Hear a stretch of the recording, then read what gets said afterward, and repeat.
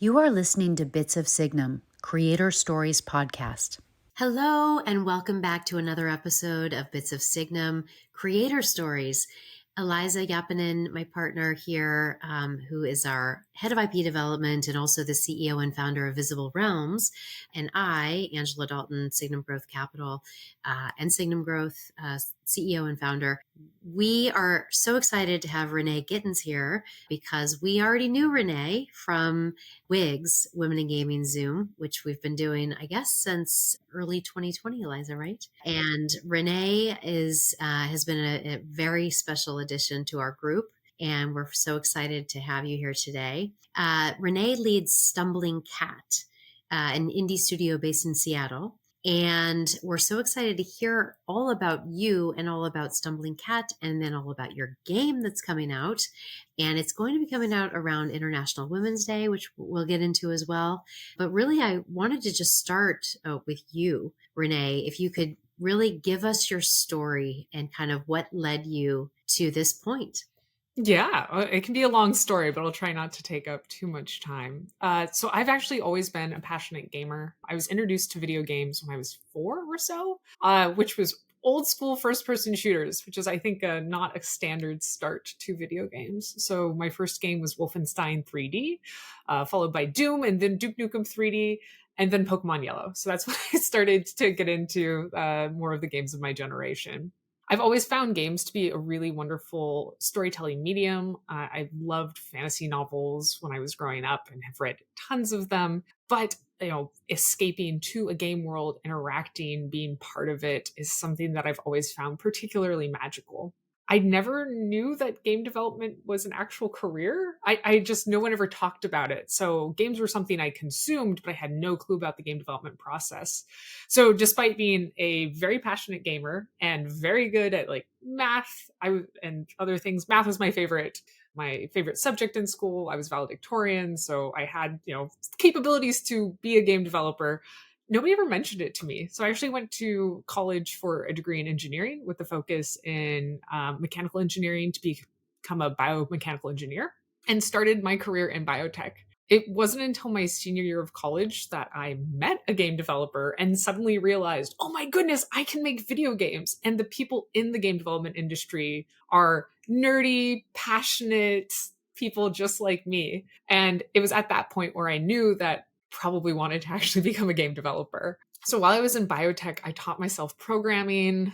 I started networking in the games industry. Luckily, I was in Seattle, where there's just such a healthy both indie and AAA community. So there was a lot of opportunities for me to go to IGDA Seattle talks. There was a bunch of different indie meetups, and I was really able to start figuring out how to get into the game development industry. It turns out that switching a few years into your career from mechanical engineering / software engineering, I sort of switched over a bit there, to game development is really hard because people are usually hiring entry level students out of college. They're not looking for somebody who's already started their career on a different path. And so I actually was working on building out a portfolio when I came up with the idea for Potions, A Curious Tale. I was looking to just create some portfolio pieces, and I had a concept of making a game where combat wasn't always the answer, where there was still conflict, but players were discouraged from slaughtering every fluffy bunny that they saw. And that's where the resource management of crafting potions to use as spells really came into the idea there. As I worked on this portfolio piece and shared it, there was lots and lots of interest from the game developers I was networking with around the interesting combat aspects, the puzzles, the sort of elemental interactions and designs. So I decided to kickstart the game. And in 2016, I ran a successful Kickstarter. However, it was only for $64,000. While that sounds like a lot, it's about enough to pay for like contract audio and art, and was certainly not enough for me to pay for my personal living while developing the game. So I ended up taking contract work and then full-time work in the games industry. I worked mostly as a technical producer, though I also did software development, marketing, freelance journalism. Really, I did pretty much everything in games. But I also volunteered a lot for the IGDA. I eventually was elected to the board of directors, and then I became the executive director of the IGDA, where I led the organization for almost 3 years. including through the start of the pandemic, which was a very interesting time, particularly for nonprofits. After I left the IGDA, I became the general manager of Phoenix Labs Vancouver, creators of Dauntless and Fae Farm. And it was really great to see the work on Fae Farm because, as a cozy farming sim with combat, there was a lot of inspiration that I could take towards potions and how I was handling the marketing campaign and final development of the game. I left Phoenix Labs almost exactly a year ago and have worked full time on potions, and I'm going to be releasing it on March 7th. So, very excited that this entire journey has finally accumulated in launching this game that I've spent almost the last decade on. I love this story, and I like your background a lot because it is, even though you say that a lot of people in the industry are kind of like you. I do really respect the fact that you followed your passion, having such an intense, it sounds like, academic background and the ability to kind of go down various paths. I mean, I've been a big proponent of video games in education, especially for kids, for a long time, even my own kids. Much to the chagrin of the teachers that of my kids. So the potions part of it, given your science background, which I didn't know until now, do you try to make them authentic? Do you try to bring science into your potions and make them kind of, realistic? Or tell us about that. Yeah, so there's definitely some level of like true botany within potions. A lot of the plants that you interact with are real. Some of them are from fairy tales and folklore. And then after iterating on the potion crafting system, I decided to lean into an elemental system. So it's more interactions between elements. So, if you take a lot of earth and put in a little fire, you will get metal. Or if you take in a lot of fire and put in a little bit of earth, you'll get lava. So there's certainly logic to how the different elements and potion types can be created, though I wouldn't say it's necessarily scientific. But potions is very much a game where your wits are your greatest weapon. And so there's a lot of logic behind the puzzles and the interactions. It makes you feel clever when you're playing it, and it encourages Mm. cleverness. That's exciting. Did you have any fear of becoming an entrepreneur, or did you just, was your passion for the games industry, what really led you to becoming an entrepreneur, or did you always also want to become an entrepreneur one day?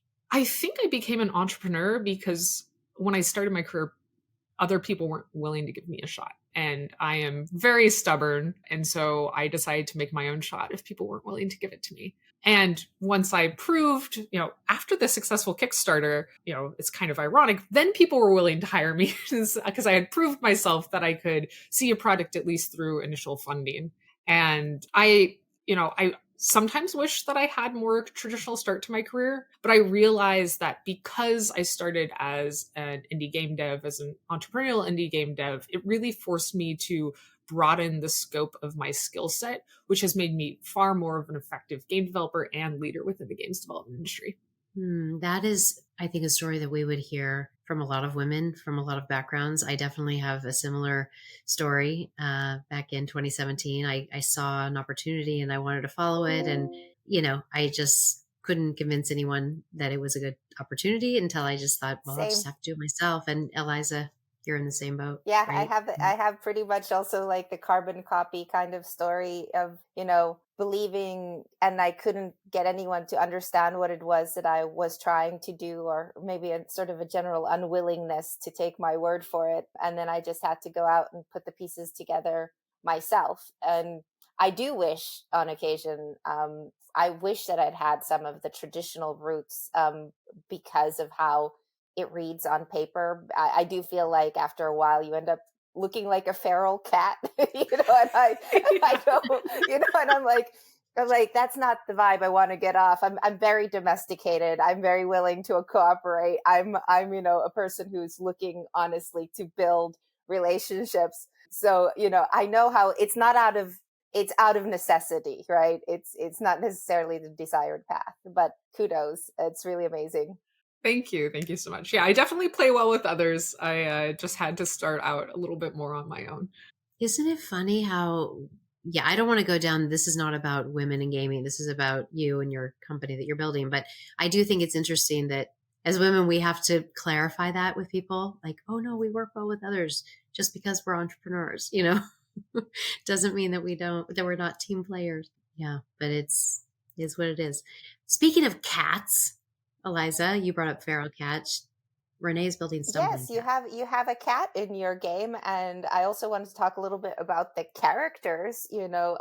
Ultimately, it looks like a very beautifully character-driven kind of world. How close are you to the main character, Luna? And tell us about the cat. Yeah, absolutely. So the story of the game is basically Luna's coming of age story. It's her sort of setting out on her own for her first time, having her grandmother as her mentor, and getting to face a lot of life lessons in a way that is sometimes challenging and sometimes more inspiring. So she gets to learn that, authority is not always right, looks can be deceiving, and that sometimes empathy is important, particularly when people don't seem like they are being nice. And a lot of those lessons were lessons that I had to learn growing up. And certainly, Luna, as a 12-year-old witch, is inspired by my own experiences as a preteen, teen girl.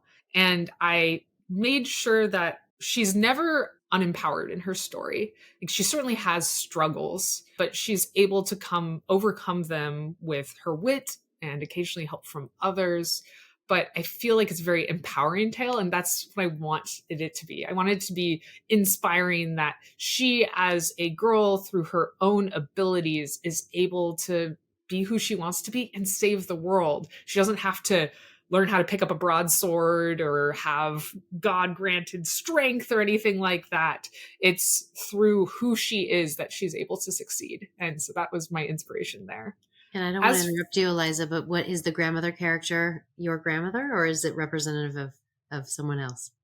It's sort of like a general mentor figure. I've had a lot of mentors throughout my life. My parents are both extremely inspiring. My father is an Olympian and, definitely taught me tenacity or dragged me into tenacity occasionally. And then my mother actually met my father through martial arts. And as a woman born in the 50s, being, a active martial artist, a educator, she's pretty tough. So they've both been very inspiring. And then, I've also had wonderful mentorship within the games industry itself, particularly as I was breaking into the games industry. I've had so many people provide me wonderful advice.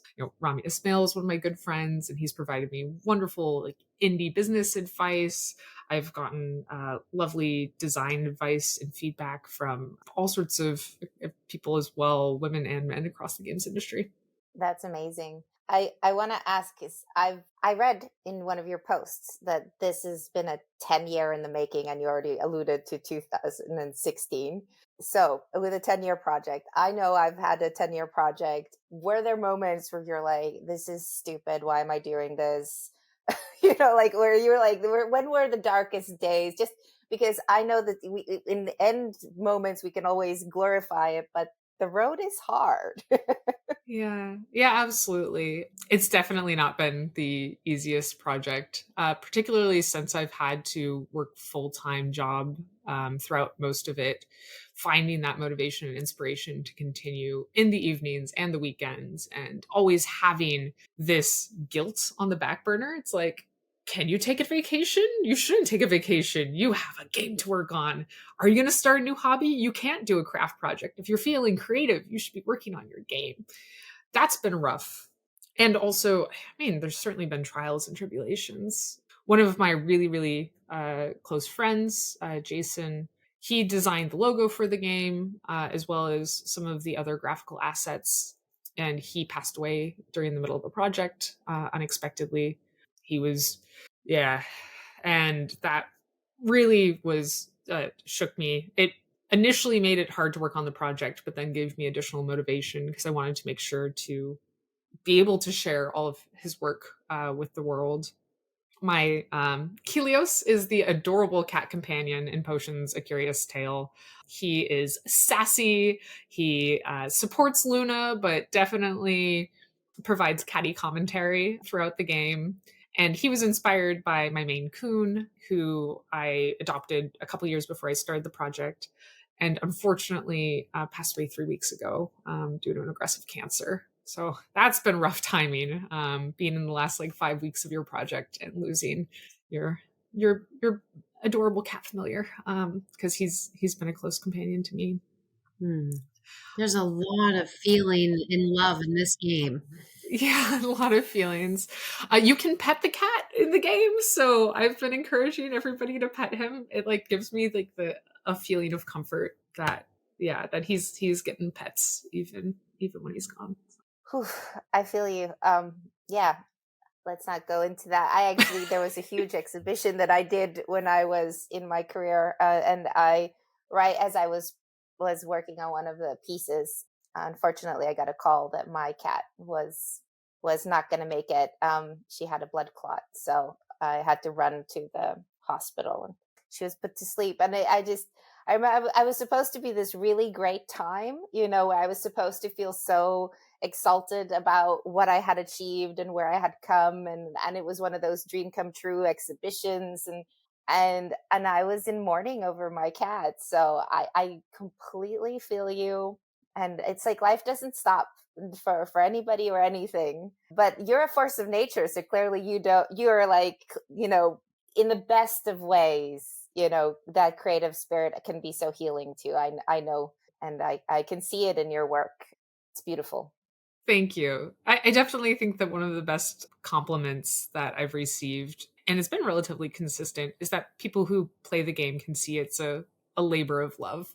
There's a lot of detail in the characters and interactions and jokes and puzzles that I've truly put myself into. And I always laugh at my own jokes. So I love playing through the game because I will constantly be chuckling at my writing that I have read thousands of times at this point. And you're just like, that's still funny. Yep. I love that. Amazing. I I actually am do so that too from my own writing in my games. I've also, I feel like you feel like such a cad to some degree. You're like, I wrote it. Why am I like it's still funny, at Yeah, least to yeah, me. exactly. Surprisingly, I have that in common. I was going to say that the two of you have a similar approach in terms of narrative being so important and depth. And Eliza knows I always brag about her 12 billion views on TikTok for her digital pop star character. And we were talking about your virtual moment on TikTok. Can you tell us all about that and how that happened? Yeah.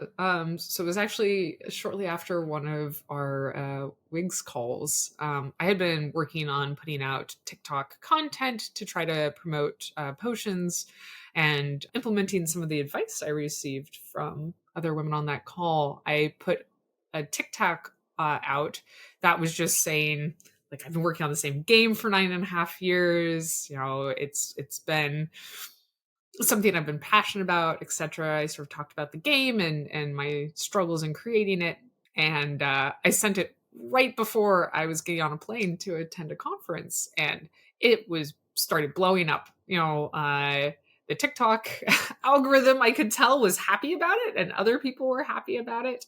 And now in the 2 weeks since it's been posted, it's received well over 1 million views. So it has gone viral. It has equated to thousands of wish lists, many, many wonderful comments, play testers. It has been wonderful timing overall because it's really invigorated the community around potions and has provided me with so much wonderful feedback and inspiration. That's amazing. That is just, I love it when that happens. But I am a kind of a believer in, like, you put something out there in the world, and if you put it out there with your heart and like a genuineness, it is received. You're going to get it back. It's like what you put out comes back at you in kind of the magnitude in which you have put your efforts in it. So I 100%, I'm so happy that happened. And I am, the success of your game, I'm hoping comes back to you at the same like intensity and force at which you have put your time and effort into it. Thank you. Yeah, it's going to be really exciting to see how it's received and how it performs. Like I said, it's been a labor of love. There's so much of me in this game. You know, my hopes and aspirations and struggles and things I enjoy.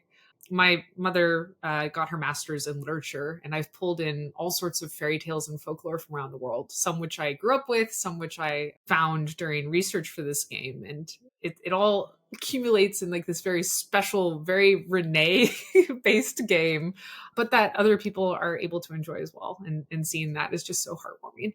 Yeah, I mean, I tend to put a lot of myself in it as well. So I fully appreciate that. It's hard though sometimes when you put so much of it in yourself, of yourself into something, because then you're there to meet the world also, in all of its complexity, I would say. But yes, I honestly, I'm so excited to play this game when it comes out. And whether you guys are listening to this podcast now, or that it like after it has come out, then yay, you guys get to go and play it right now. And I hope that you guys do, because this is just going to be a super exciting game. And I'm also total geek when it comes to like folklore and botany and everything like that. So I'm just like, I can't wait, because I also like a lot of my stories, a lot of the things I'm developing. I also have a witchcraft thing going on. I've got, I've definitely got some Nordic folklore tales as well. Just because it's so rich. I'm wondering, did you have like when you talk about the folklore specifically, is there something that is like sort of connected to the region in which you're at? Which folklores have you gravitated to, and when did like at what point did the inception come from? Was it like from childhood, something, a fairy tale? Like where can you elaborate on that background a bit? Yeah. The original reason I started bringing in folklore is because I thought it was good to set up a world that you could then subvert, actually. So, the first folklore I brought in were some common Western fairy tales that people in Western culture tend to be quite familiar with.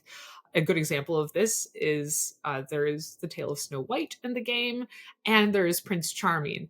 And Prince Charming is not very charming in Potion's A Curious Tale. He is rife with abuse of authority. He is cowardly, and he tries to get other people to do his work, all while being very magic phobic. So it allowed for a really good entry point to take the story of Snow White and subvert it so that Luna could be the main character. So she is the hero in a way, and now she has another antagonist because Prince Charming's claiming credit for her work and doing this in like kind of a weird way to try to get Snow White to be his wife. And once I started playing with Western folklore, there was just so many other inspirations that I wanted to bring in. I I actually am currently living with my parents as a proper indie developer, and on this wall behind me when I was growing up, there used to be a giant painted canvas that my mom painted herself of the characters from Journey to the West. So I grew up with this like 6.5 foot tall painting of Journey to the West characters. And so I've always been particularly fond of the stories.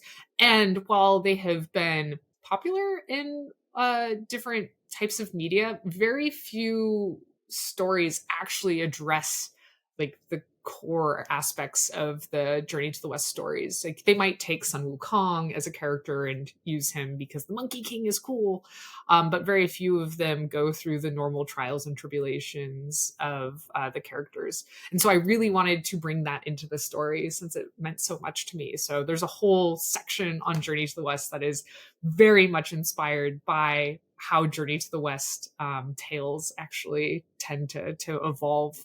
And then as I started adding these different things, I got more excited about other fairy tales and started doing more research and bringing in more characters.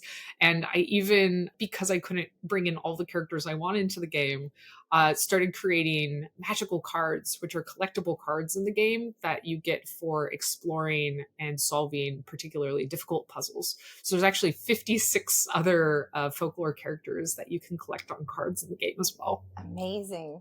Wow. I mean, one of the things I didn't realize, I'm sorry, this is a bit of a tangent, but you reminded me of a thing that I just recently discovered, a thing that was that I consumed a lot as a child, but realized I never really vocally said I was a fan of because I was made to feel like it was kind of silly. And that was Elf Quest.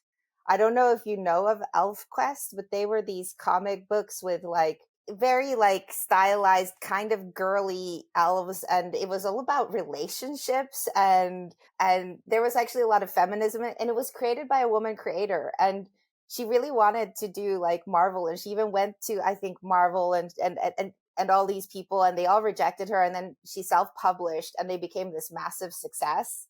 And it's just the tangent of the stories, because this is like from the 70s, the 70s, the story of these female creators who, and she was inspired by anime. So it's sort of like this anime adjacent style. And I just recently I was like, ElfQuest, where did that come from? And I was really into that when I was a kid. And I just had to go and Google all of this information. And I was sort of blown away by how much was never depicted to me of those creators or that success or the phenomenon, and how it was minimized over time. But it was really a massive phenomenon. I think they are now actually with Marvel or Dark Horse Comics or something like they finally ended up under the umbrella that they had aimed for, decades later. But anyway, sorry, it was just an inspirations of and a sort of tangents of female creators. Yeah, I mean, it's getting better, and we will It all is. like, it's so good that you're here getting to create and have your own voice. And in that way, what me and Angie are so excited about is actually creator communities, because these platforms gives that opportunity. And I don't know if you know this, a majority of user generated content creators are actually women. So it is an interesting aspect in give us the tools. We've got some things to say. Yeah, absolutely. And I think that's one of the beautiful things about, social media and the internet right now. I know that it's not always healthy or always positive, but it provides so many opportunities for people to explore what others are doing, to see inspirations, to see people who look like them doing things that they dream of doing. And I think that's really important. In fact, one of my goals after Potions is released is to spend a lot more time creating content for the next generation of game developers, the next generation of game developer girls to enjoy. I actually started up a sort of a mini series of videos called Pixels and Dreams, Weaving the Magic of Games. It never, explicitly says it's for girls, but theme wise, it's pretty clearly it's targeted at young girls and getting them excited about game development, showing them that it is something that they can do and that it is a great way for them to share their stories and passions and ideas. My 11-year-old niece is actually starting to get into game development, so I'm mentoring her and then using our conversations as inspiration for those videos. That is so cool. Well, we have to ask. I know that you've probably been, kind of completely heads down on building the game and getting it out there. But because we typically have founders of a particular technology in gaming or a new genre in gaming, for example, we've been doing.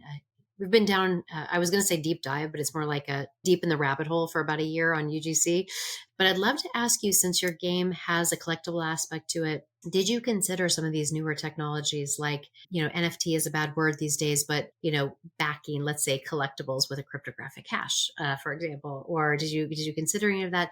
Did you consider using tools for 3D asset generation or 2D asset generation and AI to help your, game development go faster, more efficiently, et cetera? Just would love to hear about any new trends in tools or technologies that you might have considered along the way. Yeah, absolutely.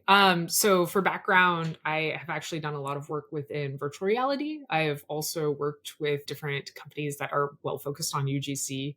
I created a white paper called Social Virtual Reality Best Practices about how to prevent abuse in VR, and in fact consulted Rec Room on their moderation systems to help prevent and reduce abuse within their communities. I've also at least talked with in depth different companies that are using crypto backends to try to assist games. I haven't considered using crypto or any other similar like blockchain technology in Potions of Curious Tale because it's a single player offline game. There's just not a lot of benefit to implementing something that shares content like that. However, I do think that the blockchain technology ledger system can be very interesting if used appropriately in like massive multiplayer online games. You could see how implementing that in something like Eve, where it's really economy based, and having a ledger based system for the in game assets, the in game resources, could provide really interesting information and empower tools around the game itself and tracking the flow of economy. So that's something that I've discussed with others a bit, but not something that I have implemented personally. When it comes to AI and using generated content, I think that that is going to be very empowering to particularly smaller creators who have lower budgets. And for larger studios who are looking at creating really rich worlds, but can't afford to hire 4,000 people to create them. It was only recently that Steam reduced their restrictions around AI generated art and content. And so it was absolutely not worth me taking that risk earlier in Potion's development. When it comes to moving forward in the future, I think that certainly at least using temporary assets that are more easily generated can be beneficial. But whether or not that would fit in the end game product really depends on what I am making and, of course, how people feel about it. Making sure that it's ethically sourced generative content is really important. Yeah, you're definitely speaking our language. We full disclosure invested in a company called Sortium AI, and it's a 3D asset generation tool for game developers.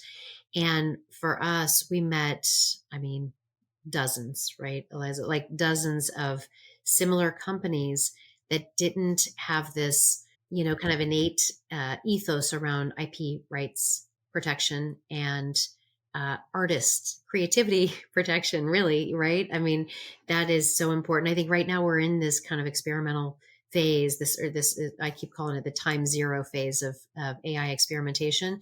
And, IP rights are being infringed upon left, right, and center.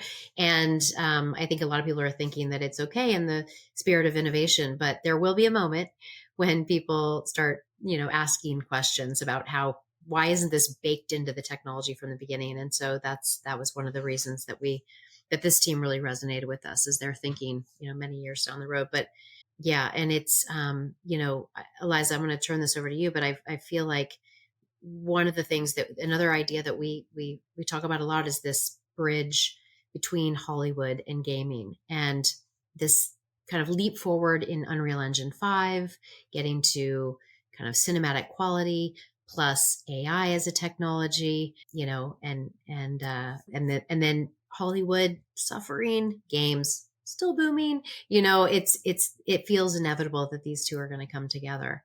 Would love your thoughts on that. And then Eliza, I'd love for you to chime in on that. Yeah, I mean, I will say that one of the things that through my history, so I've been in animation, I've been in games, I've been, YouTube pop star creator, music videos.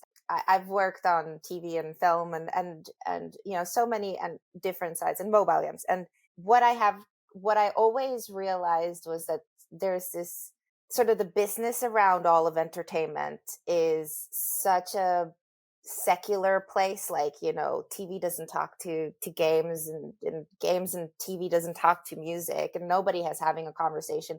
And part of the issue is like the size. like the size of organizations. They just have so much to manage.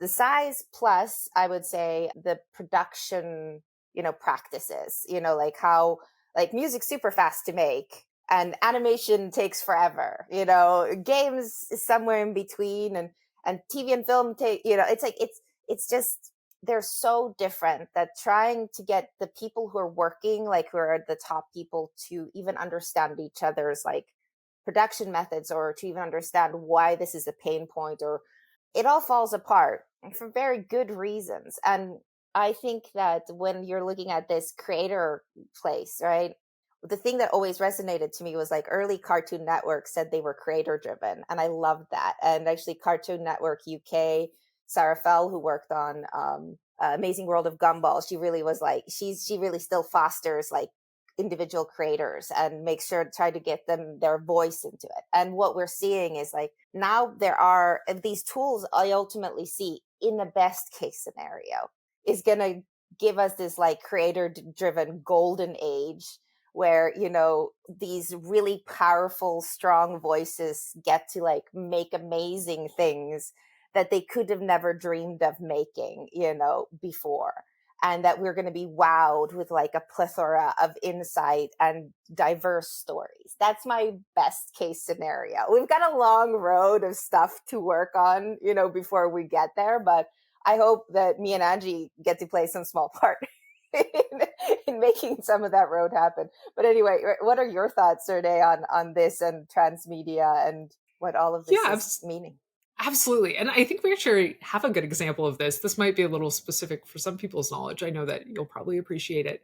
Look at Vocaloid, right? Like Vocaloid as a tool, as a IP, as a tool to empower people to create content, just exploded over, gosh, what, the last decade? Maybe even longer than that. And that shows how, a tool that is not quite AI generated voice, but basically very close to it, allowed people to create songs that they wouldn't. And it's become a show and a brand. And there's been so much community content generated with the tool and around the tool. I can see how it really empowered a bunch of people to be creators who wouldn't have normally had that access and skill set. I mean, hiring a vocalist for, every single song that you're trying to make when you're a high schooler or just starting out can be very difficult. And so the Vocaloid series of tools really empowered people to create that. And I think absolutely can understand the fears of people around job security and ensuring that rights are respected and that artists are still appreciated. And I think where these tools can really help is taking away the less interesting stuff. I mean, maybe someone really loves doing rock textures, but maybe they would prefer to do more intricate textures and have the rock texture first pass done by AI and then go in and clean it up. I thought it was really interesting looking at GDC's survey around the responses to AI. And there's obviously a lot of fear when it comes to job security around AI, particularly among the creatives.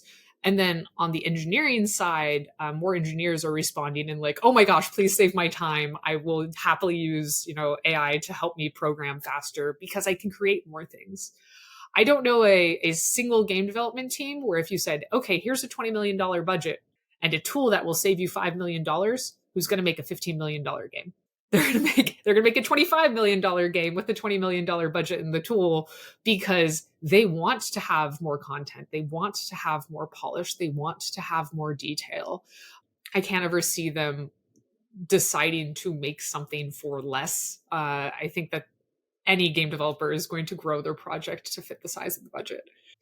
Would you be able to give our audience a look into community building? You've mentioned community a couple of times, and it is cited as one of the toughest things to do. And it feels like you've got a budding community that is really kind of coming out in force behind you at the launch. And would just love to hear your insights for others as they go down a similar path. Yeah, I think I actually made a really big mistake with my community up front. And that is, I try to be super professional and act as stumbling cat, the business, even though I was nearly a solo indie developer managing this all myself. And with that more business approach, the less personal approach, I definitely received more harsh feedback and criticism and expectations. And then as I started transitioning over to like, hey, I'm Renee and I'm the person that's like making this game, like, let me give you updates, and doing video updates and speaking with my voice, I saw so much more support and happiness and connection with my community. So, even if you're at a larger company, there's definitely benefit of being personable, being real. Like, nobody likes feeling like they're on the receiving end of corporate talk, right? Particularly when they are supporting your passion project. So I think being personable, being realistic, talking about your struggles and dreams and inspirations can allow people to connect to you. And a good example of that is right now on my Steam page, I have a hour video on loop that is me playing through Potions of Curious Tale, dressed as the main character in a hat, and talking through some of my design decisions, reading voices for the characters. And there's been so many comments in that video and from people who've joined the community saying, I really liked your game initially and was thinking about supporting it. But seeing you play your game and your excitement and your passion made me really want to support you. And so I think that's sort of the key of what I've learned is I'm happy to be myself, and people like supporting creators, particularly these days. So exciting. I cannot wait to play the game. I'm excited for both of you. You both have had a really it's a similar when I'm listening to Renee, Eliza, it reminds me a lot of speaking to you about narrative, about community, and even the path down TikTok, the inevitable path to TikTok, and I mean, it does shape you, I think, as a creator and as an entrepreneur to connect with your audience in the way that you have to in order to market and build something by yourself. So you under you because you're right there getting the feedback, and in that way too. It's interesting. I've done the same of the corporate thing on occasion. To save to kind of put a buffer between me and some of this audience scenario, because it gets so blurry, and part of that is the feedback too. So you're like you're making your own analysis of yourself, your performance, your marketing, your game, and it can be very overwhelming, but all of it is that when you digest it, you do have a sort of what do you call it, tacit knowledge, a sense, a better sense, because you've immersed yourself with a lot of these people, and the feedback is so much more genuine. Yeah, you're just connecting in a different way, and I think that really shapes you into realizing kind of what you want to how you want to create with this market, and how you want to build your studio and your next project, at least for me. Yeah, no, absolutely the same. I'm really looking forward to taking my community with me as I continue through my game development journey and work on my next projects, because they've been so wonderfully supportive and lovely. I honestly don't think I can be thankful enough for what they've done in terms of providing feedback and inspiration and support. that's Absolutely. amazing. Great. Well, good. Well, we're all very excited to play. And it's Yes. going to be very soon. And if you're listening now and it's after March 7th, 7. correct? Yes, the day before International Women's Day. If it's after, then dive in now. So Renee, thank you so much for your time. We really appreciate it, and thank you for your insights. I feel like I'm going to be thinking a lot about your journey and your advice, and we look forward to having another discussion and learning more from you. And Thank yes, you. It's been a please pleasure. like, follow, subscribe to Renee. All of the links are provided here for us. And yes, of course, you have to go wish list if it's or download, regardless of when this comes out. Thank you so much. Thank you, everyone. Thank you, Renee.